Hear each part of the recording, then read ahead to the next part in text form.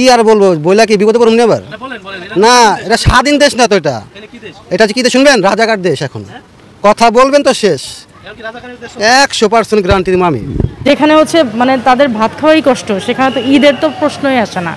আর 2 নম্বর কথা হচ্ছে গিয়ে যে ঈদ প্রসঙ্গে যেটা বললেন যে এবার ঈদে তাদের জন্য সরকারের কিছু করা দরকার আছে কিনা। আসলে ওই যে আমি একটু আগে আপনার যে কোশ্চেনটা করলেন যে এক মহিলা 1 লাখ বা 1.5 লাখ দিয়ে এটা কিনেছে, এটা করেছে, এটা আসলে সরকারও নিজে চাইলে এরকম একটা পদক্ষেপ নিতে পারে, বা যারা জাকাতদাতা তারা কিন্তু চাইলে নিজেরা মিলে ফান্ড তৈরি করে এরকম উদ্যোগ নিতে পারে। জি ভাই বলেন। খুব ভালো রে ভাই, এত ভালো শাড়ির তলে পলায় রয়েছি। আর ভাই কোয়েন না। জি ভাই অনেক ভালো, দেখেন না শাড়ির তলে পলায় রয়েছি, বুঝেন না?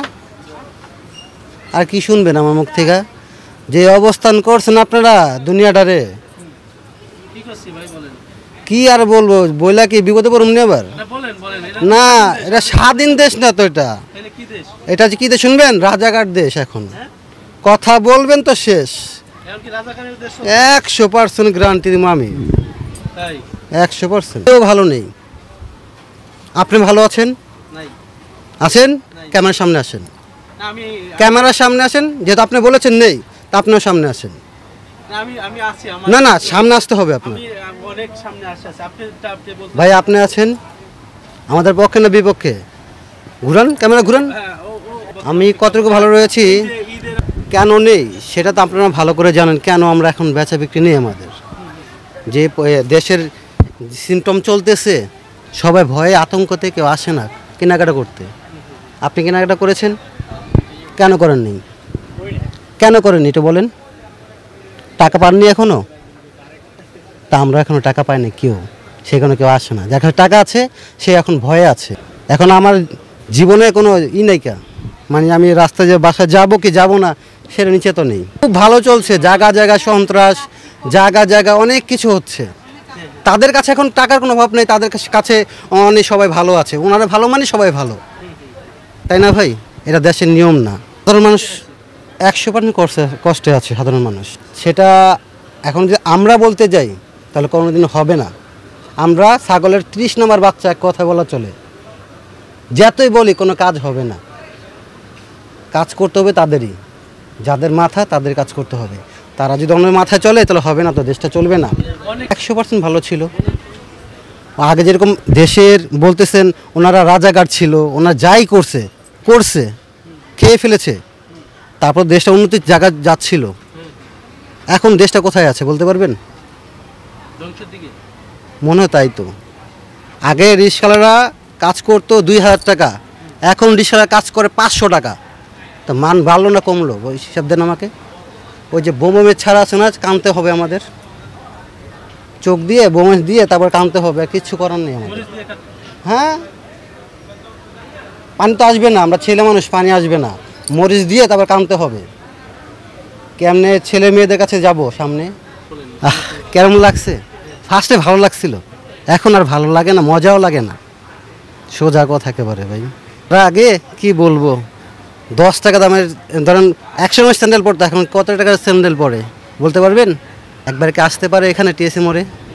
যার যেখানে আছে না, যেখানে চলে সেখানে কথা বলে। কখনো সাধারণ মানুষের কাছে কেউ আসতে চায় না। দেখা আমি আসছি, কিন্তু কতটুকু আসছে বলতে পারবেন? কেন বেড়ে গেছে সেটা আমার থেকে আপনারা ভালো জানেন।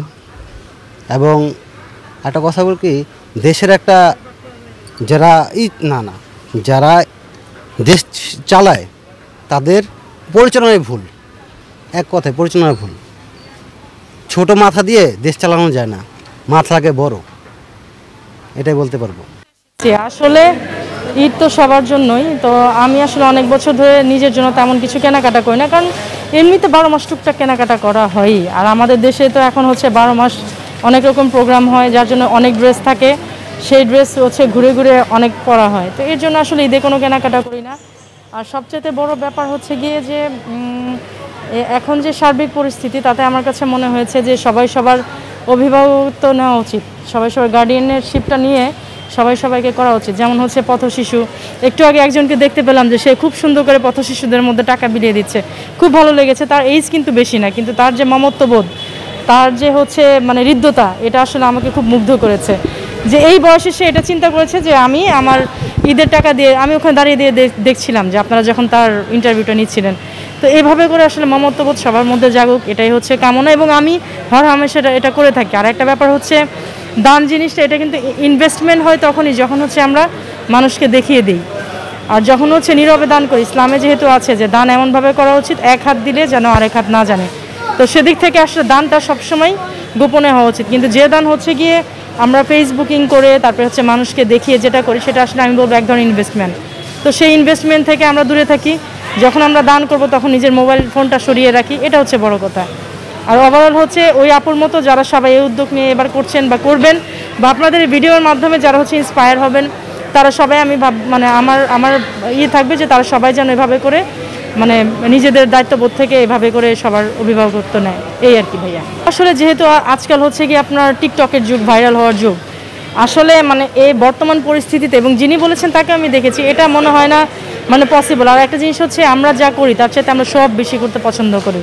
এখন দেখা গেছে যে বাস্তব জীবনে উনি হয়তো এটা করেনি, জাস্ট ভাইরাল হওয়ার জন্য করেছেন বা করতেও পারে, এটা আসলে যার যার own perception. We have not to do this, মানে আমাদের আসলে এটার মধ্যে করার কিছু নেই। তো ওটা নিয়ে আসলে আমি কোনো সমালোচনা করবো না, ওটা যার যার ব্যক্তিগত পারসেপশন, যার যার ফিলিংস। কেউ তার ফিলিংস থেকে হয়তো বা মানুষকে সহযোগিতা করবে, কেউ করবে না, এটা আসলে যার যার বিবেক বোধ থেকে এটা করবে। এটা নিয়ে আসলে আমার বলার বা সমালোচনা করার কিছু নেই, এই আর কি ভাইয়া। আসলে বর্তমান পরিস্থিতি নিয়ে তো আসলে মানে বলার তেমন কিছু নেই, এটা আমাদের চোখের সামনে যা ঘটছে সেটাই আসলে। আর যেহেতু এই দেশে বর্তমানে প্রোডাক্টিভ কিছু গত 8 মাস 9 মাস ধরে হচ্ছে না, দেশে সব কিছু প্রোডাকশন বন্ধ, অনেক কিছু জ্বালিয়ে পুড়িয়ে দেওয়া হয়েছে, সেখানকার মানুষগুলো বেকার নিরুপায় হয়ে আছে। তো যেখানে হচ্ছে মানে তাদের ভাত খাওয়াই কষ্ট, সেখানে তো ঈদের তো প্রশ্নই আসে না। আর 2 নম্বর কথা হচ্ছে গিয়ে যে ঈদ প্রসঙ্গে যেটা বললেন যে এবার ঈদে তাদের জন্য সরকারের কিছু করা দরকার আছে কিনা, আসলে ওই যে আমি একটু আগে আপনারা যে কোশ্চেনটা করলেন যে এক মহিলা 1 লাখ বা 1.5 লাখ দিয়ে এটা কিনেছে, এটা করেছে, এটা আসলে সরকারও নিজে চাইলে এরকম একটা পদক্ষেপ নিতে পারে, বা যারা জাকাতদাতা তারা কিন্তু চাইলে নিজেরা মিলে ফান্ড তৈরি করে এরকম উদ্যোগ নিতে পারে। আর আমি যেহেতু মধ্যবিত্ত, হরহামেশাই হচ্ছে আমাকে রাস্তাঘাটে দেখি, রিক্সাওয়ালা বলেন, নর্মাল বাসার যে গৃহকর্মী আছে তিনি বলেন, ছোট ছোট বাচ্চা কাচ্চা প্রত্যেকে আসলে এবার খুব বিধ্বস্ত অবস্থায় আছে। আগে যেমন হচ্ছে কি আপনি খুব সহজে 5-10 টাকা দিয়ে কাউকে বিদায় করতে পারতেন, এখন আসলে ব্যাপারটা সেই 5-10 টাকার মধ্যে সীমাবদ্ধ নেই। এখন বিষয়টা হচ্ছে মৌলিক চাহিদার মধ্যে চলে গেছে। নিম্নবিত্ত আয়ের যে মানুষ, তারা অনেকে অকেজো হয়ে পড়েছে, বেকার হয়ে পড়েছে। ওই যে বললাম বিভিন্ন কলকারখানা, বিভিন্ন প্রতিষ্ঠান এখন জ্বালিয়ে পুড়ে দেওয়া হয়েছে, বা নিজেদের দলীয় কারণে অনেকে দেশ ছাড়া হতে হয়েছে। তো এই প্রতিষ্ঠানগুলিতে যারা চাকরি বাকরি করতো, যারা কর্মরত হয়েছিল, তারা তো মানে এমনিতেই তারা বেকার হয়ে গিয়েছে। তো সেইখানে তাদের কি করার আছে? তা আমার আসলে মানে এটাই উদ্যত আহ্বান থাকবে সবার প্রতি যে সবাই আপনারা নিজেদের জাকাতের টাকা ফান্ড তৈরি করে নিজেরা এদের জন্য আসলে কাজ করা। আদারওয়াইজ আসলে দেশের যে পরিস্থিতি, বেকার মানুষগুলো, এদের যে আসলে কি হবে, এটা আসলে বলতে গেলে আমরা সবাই একটু নিরাপত্তাহীনতায় ভুগতেছি। কারণ আমরা আগে যেরকম নিরাপত্তায় ছিলাম সেই রকম নিরাপত্তাটা আমরা পাচ্ছি না আগের মতো, কারণ সিচুয়েশন চেঞ্জ হয়ে গেছে। এখন মানুষের চলাফেরার একটু মানে নিরাপত্তা যদি একটু বেটার করে দেওয়া হতো তাহলে মানুষ আর একটু আসতো, কাস্টমার চাহিদা বাড়তো। আগে ভালো ছিলাম না, আগে আমরা কোনো কিছু যে ওপেনলি এখন বলতে পারতেছি, এখন যেরকম সাহস করে একটা কথা বলতে পারতেছি, আগে তো বলতে পারতাম না। এই কথা বলার স্বাধীনতাটার জন্যই তো এত কিছু করা, আমরা তো এত কিছু করা, এই জন্যই বলতে পারছি সাহস করে যে প্রবলেম চলতেছে, কিছুটা সমস্যায় আছি, না তো বলতে পারতাম না।